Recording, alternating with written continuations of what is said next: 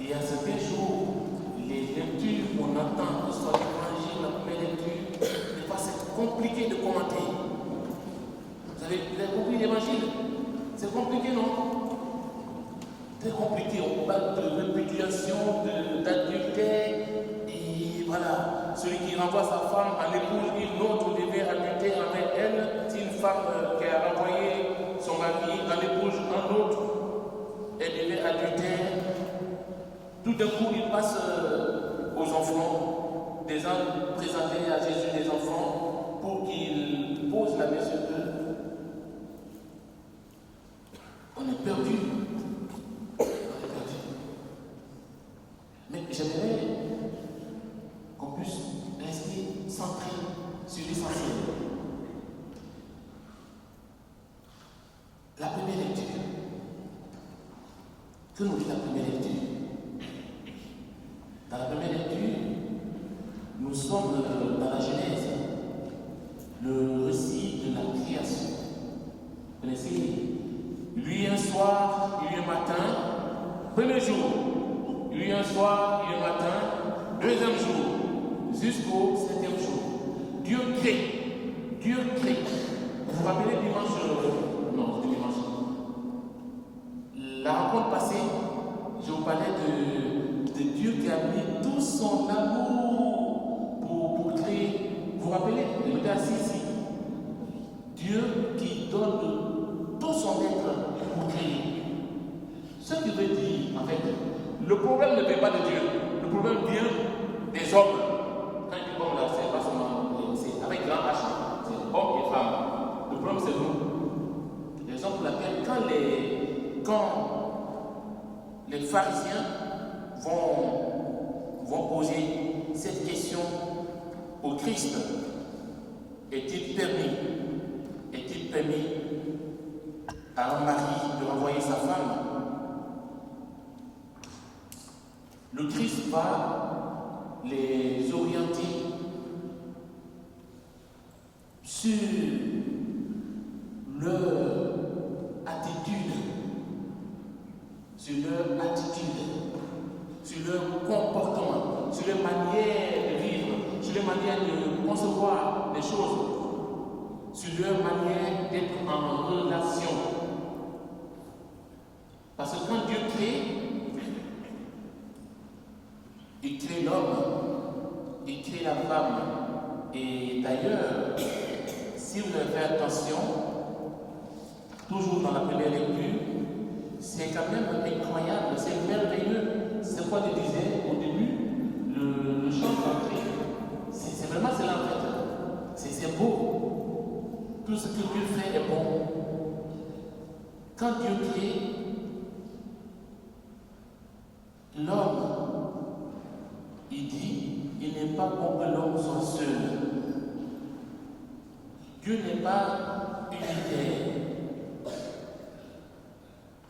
Nous aussi, nous ne sommes pas des êtres solitaires. Nous sommes tous des êtres en relation, en devenir en relation. Des êtres ouverts à un avantage. Il n'est pas bon que l'homme soit seul. Je vais lui faire une aide qui lui correspondra. Avec la terre, le Seigneur Dieu modela toutes les bêtes des champs et tous les oiseaux du ciel et les amena vers l'homme pour voir quel nom il leur donnerait. C'était des êtres vivants. Et l'homme donna un nom à chacun. L'homme participe à la création. La fois dernière, je vous parlais justement de Dieu qui met tout son être dans la création. Et aujourd'hui, la Genèse nous présente aussi que l'homme participe à cette création. Nous sommes ensemble, nous sommes des êtres humains pour continuer à créer et non à détruire. Sauf que dans la plupart de nos relations, on a plutôt tendance à à détruire, qu'à construire, qu'à créer.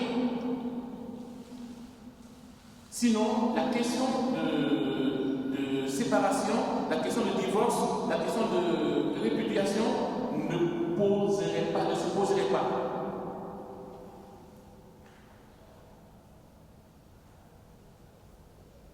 Ceux qui ont fait la préparation au mariage, parcours vous avez fait,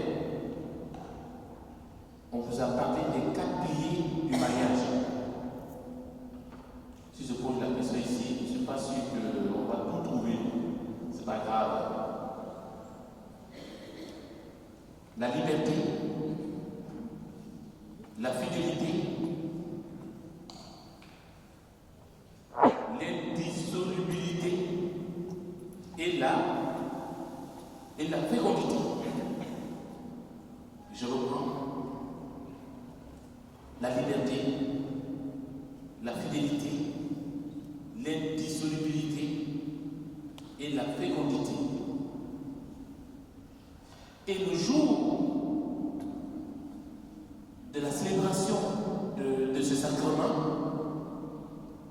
si vous voyez les 7 sacrements, il y en a 7, c'est ça, non? Ou il y en a 8 ou 6? Il y en a combien? 7, c'est ça? Vous êtes sûr? Sûr. Ok, il y en a 7. Dans les 7 sacrements que vous connaissez, on peut les énumérer. C'est important, suivez très bien ce que je dis. C'est le catéchèse. Le baptême, on prend d'abord les sacrements d'initiation chrétienne.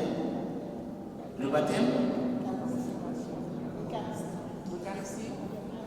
l'Eucharistie, la confirmation, on fait les 3, c'est ça? Ça va, les 3. Et il y a le sacrement de confession, et il y a le sacrement des malades. Les 2 autres sacrements, on les appelle les sacrements de guérison. Et il reste combien? Il reste 2. Lesquels? L'ordre et le mariage. Dans tous les... À part le sacrement de mariage, les 6 autres sacrements sont administrés par un ministre. C'est le prêtre, au jour de ton baptême, qui t'a dit: Carole, je te baptise au nom du Père et du Fils et du Saint-Esprit, en mettant l'eau sur toi.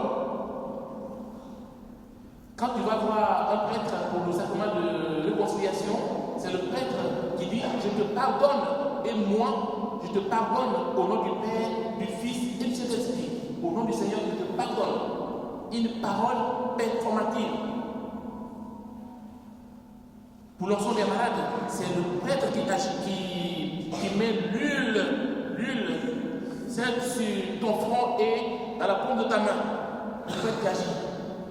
Pour l'ordination, c'est l'évêque et les prêtres qui sont là, qui imposent la main sur la tête du prêtre qui est ordonné. Il reste quel sacrement? Voilà, la confirmation, voilà, c'est l'évêque qui confirme le prêtre, voilà, qui confirme. Et le mariage. Le mariage, le prêtre ne dit pas: Germaine et Louis, je vous marie au nom du Père, du Fils et du Saint. Non. C'est vous qui dites: veux-tu être mon époux? Et toi, veux-tu être mon épouse? Oui, je te reçois. Et l'autre: oui, je te reçois. En fait, c'est le seul sacrement, parmi les 7 sacrements, où le ministre, c'est le couple. Ça change la donne. Ça change la donne. Parce que justement, ce sacrement, le sacrement par définition, c'est Dieu qui se donne à l'homme en fait. Le sacrement par définition, c'est Dieu qui se donne à l'homme. C'est Dieu qui agit dans la vie de l'homme. Dans tous les sacrements que nous recevons, il y a cette action de Dieu dans la vie de l'homme, qui d'ailleurs, il n'y a pas de lien avec la qualité, avec les capacités de ce dernier, de ce mariage de l'homme. C'est par pure grâce que nous recevons. Et si le sacrement, par sacrement, c'est Dieu qui se donne à l'homme, quel est le sacrement par excellence? Quel est le sacrement par excellence? L'Eucharistie.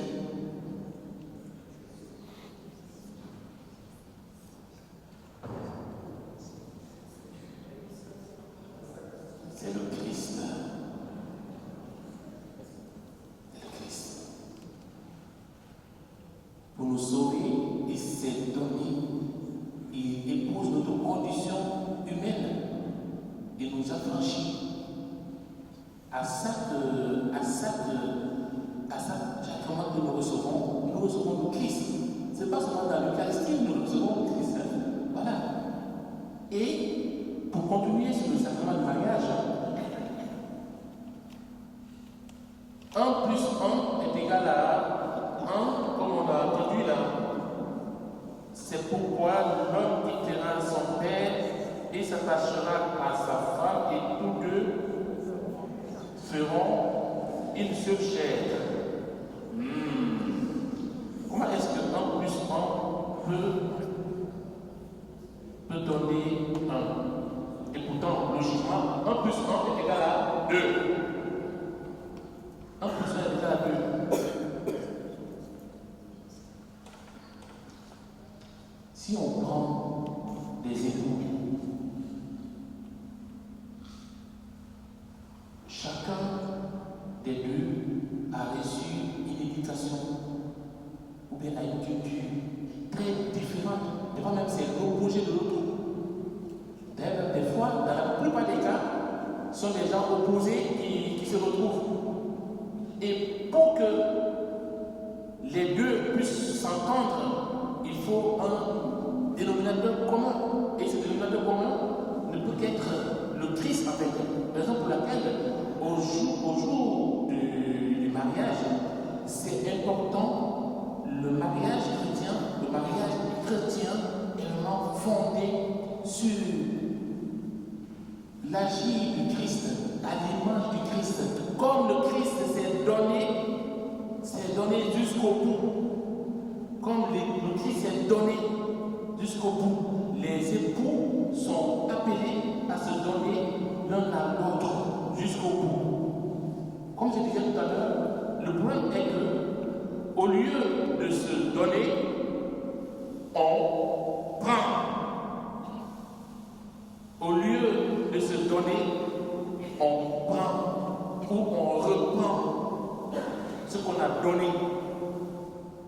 D'où les disputes, d'où les divorces,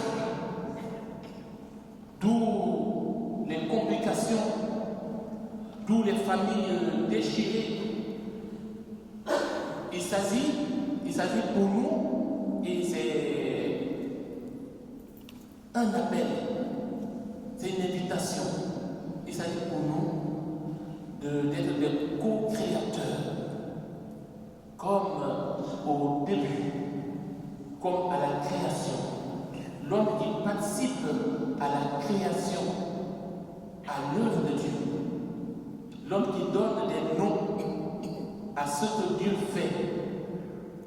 Que nous puissions, dans notre vie de tous les jours, qu'on soit en couple, qu'on soit marié ou non, que nous puissions être ceux et celles qui créent davantage, qui continuent l'œuvre de création qu'a entrepris Dieu dès la fondation du monde, dès le début. Pour cela, il y a une recette qui nous est donnée à la fin de l'évangile. Des gens présentaient à Jésus des enfants pour qu'il pose la main sur eux, mais les disciples les éclataient vivement. Voyant cela, Jésus se fâcha et leur dit: laissez les enfants venir à moi, ne les empêchez pas, car le royaume de Dieu est à ceux qui leur ressemblent. La recette est là. C'est-à-dire pour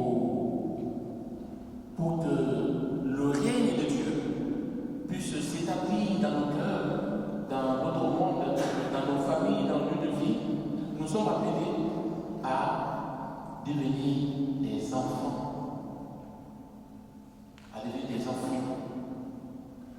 à faire confiance, à nous faire confiance les uns les autres, que les époux se fassent confiance, que les époux s'entendent, que dans les familles qu'il y ait la vraie fraternité, qu'il y ait cette cohésion fraternelle entre nous dans nos lieux de vie, pour que la vie puisse abonder davantage, pour que cette œuvre de création, nous puissions continuer davantage toujours, que nous ne prenons pas, mais que nous donnons ou nous donnons.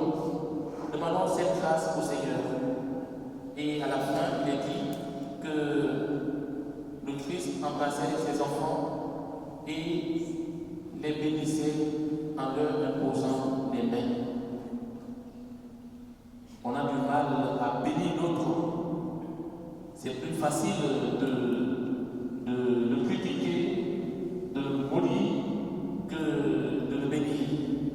Peut-être à la sortie de cette célébration, en rentrant ce soir à la maison, vous pouvez vous bénir les enfants, bénir ton mari, bénir ta femme, bénir ton frère, bénir ta sœur.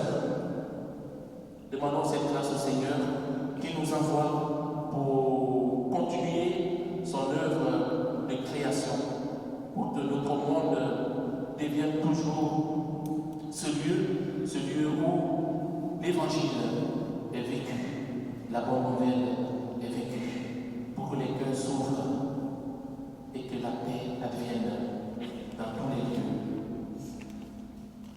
pour que les divisions disparaissent et que les relations s'affermissent.